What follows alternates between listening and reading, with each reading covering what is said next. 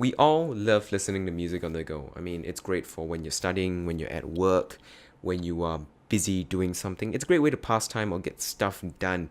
And if you're a techie like me, you'll probably be looking into upgrading that audio experience, taking it to another level and having more fun with whatever music you're listening to. And that is exactly the job of the Fiio E17. It's a portable DAC amplifier that is designed to just increase, just like that, super easy, the audio quality from your audio source. So is it any good? Well, you gotta keep watching the review to find out.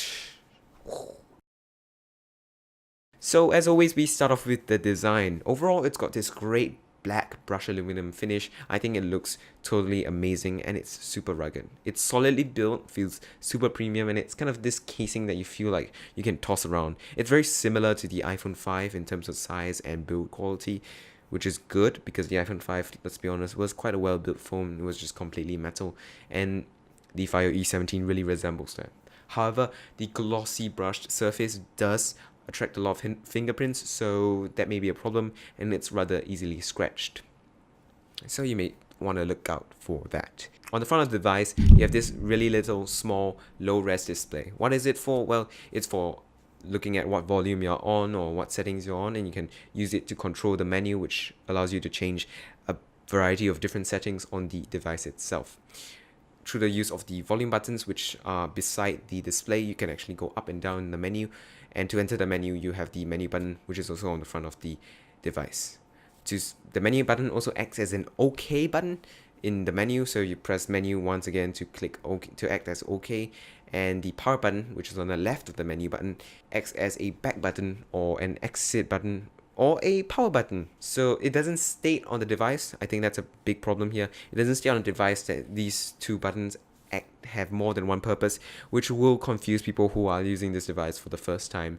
So it's kind of a thing that Fiio should fix. Below the menu button, you've got a input button for switching the audio input. So if you have a variety of devices plugged into the Fiio E17 at once, you can switch between them. You can switch between USB, coaxial, optical, or just aux in using the input switch button. Finally, there's this little lock that is labeled hold. What does it do? Well, it basically locks down all the buttons to prevent accidental presses.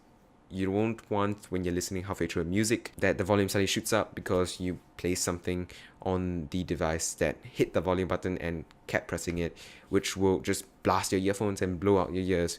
And that's not nice, of course. Having that little lock ensures that those buttons aren't accidentally activated, which I think is a good feature and definitely a very nice addition. Great intuitive stuff here. Thank you, Fiio. By the way, the menu is a very relatively simple menu. You can't really do much. You can change the bass, the treble, the EQ, and the balance of the audio source, as well as the default volume, the startup volume, the max volume, as well as some other things like screen brightness or whether to charge over USB. So those are the features that you can actually work off of the Fiio E17's menu. Nothing particularly crazy here. It's not like a full-on, full-fledged device, so I don't blame it. Up top, you have a headphone jack for plugging in your headphones to the goddamn player, because that's the whole point of the Fiio E17. Improve your headphone quality.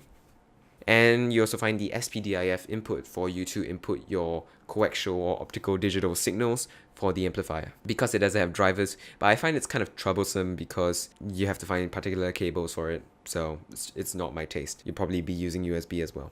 Speaking of USB, it's found on the bottom of the device. It's a mini USB port. It's kind of a slightly old device, so mini USB is found here, but mainly it'll be for both power and data when you're listening to music on your computer or your mobile device. Down here you also find an aux in, so if you have a line out from a DAC that you want to bypass the DAC in the Fiio E17, you want to plug it straight into the amplifier of the Fiio E17, you can plug in the audio source straight into the aux in and only use the amplifier, which is not that desirable, because what's the point of buying a DAC if you're not going to use it? And also it does introduce a lot of electromagnetic interference and noise into the audio signal, which will annoy you when you listen to music, as a big problem with the Fiio E17.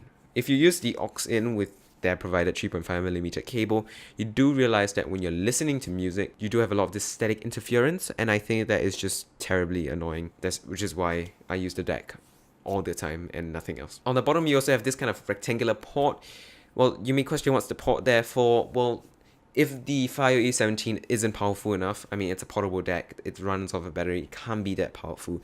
If it isn't powerful enough for your desktop planar magnetic headphones, you can plonk the Fiio E17 into the Fiio E9 or Fiio E09K and use the really powerful amplifier in those two amplifiers and get extra juice and power from your audio signal, audio source, which is going to be good. However, the Fiio E9 or E09K needs to run off wall power, so you can't bring it on the go with you. And when you plug the Fiio E17, the amplifier on the Fiio E17 is bypassed and only the amplifier on the E9 is used, along with the E17's DAC. But all of that will not matter if it sounded terrible.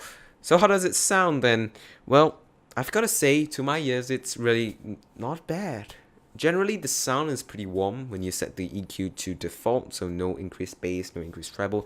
But the sound signature generally moves towards the lower end, so it has a bit more emphasis on mid-bass as well as lower mids, so male vocals tend to stand out more than female vocals. And treble is a bit recessed, so if you're kind of into the R&B, jazz kind of thing with a lot of treble or rock, then maybe you want to look elsewhere when it comes to headphone amps and DACs, because the Fiio E17 is not delivering in the high end. High mids are there, they're kind of nothing particularly intense, and they're just kind of, that's the shape of the sound signature with the Fiio E17. So if you like that kind of sound signature, a bit more bass, a bit lower mids, which is, I guess, kind of good for classical music, certain types of classical music, as well as certain male singers, then you will enjoy it. But if you're into treble heavy music, then maybe you will want to look elsewhere. Sound signature is one thing, but how about sound quality? It's definitely clear at most volumes, but if you really drive up the volume close to maximum, you do hear a bit of distortion at the high end, which is okay because most of us won't be listening to music at high volumes. But if you used headphones that needed high volumes to sound decent, then you might want to look elsewhere because there is distortion at high volumes that is rather noticeable, which is a problem, of course. Soundstage as well is pretty narrow, which is kind of sad, especially for gaming, because with a narrow soundstage, the audio sounds like it's being played closer to your ears rather than being in a very large room with a orchestra or a group of musicians, which is going to improve your sound. A wide soundstage is definitely preferable pretty much by everyone. Just ask anyone on the internet and they will just agree with me that a wide soundstage is the better thing to have. So yeah, sound-wise, it's pretty okay. I mean, there are a few problems here and there, and the Fiio E17K does fix some of those, not all, but some. But I think for a portable headphone amp, which means you're likely going to be running not that intense headphones off of it, it's really not that bad. If you were to run, say, Sennheiser Momentums, or if you were to run even like the audeze EL8Cs, you shouldn't have that hard of a time using this Fiio E17 headphone DAC and amp, because it really is pretty decent. So at this point, my camera died. It stopped recording Canon DSLRs. I need to change it. But anyway, as I was saying, the sound quality of the Fiio E17 is really not that bad, and it's a great headphone DAC amp combo. But unless you really have good headphones and you're just looking to upgrade your audio source, you should not be looking into buying the Fiio E17. If you were just like a beginner audiophile and you didn't have decent headphones already, then you should definitely spend the money you would spend on an E17 or any other DAC amp combo on upgrading your headphones, because that's going to give you the biggest performance increase at that point in time. And also, if you don't like the sound signature that I have described in the video earlier, then definitely you should shop elsewhere for your headphone DAC amp needs, because although you can switch it up in EQ, it's not going to be as effective as an actual hardware that actually makes sounds in a certain sound signature and frequency response to your tastes. Hardware modification is definitely more consistent, less distortion than just using software EQs. Anyway, this has been ZX Tech. Alright, it's just been my quick review of the Fiio E17. If you enjoyed it or found it helpful, like and subscribe. And if you have the time and want to, definitely watch another video linked on the screen. Anyway, thanks for watching. Goodbye.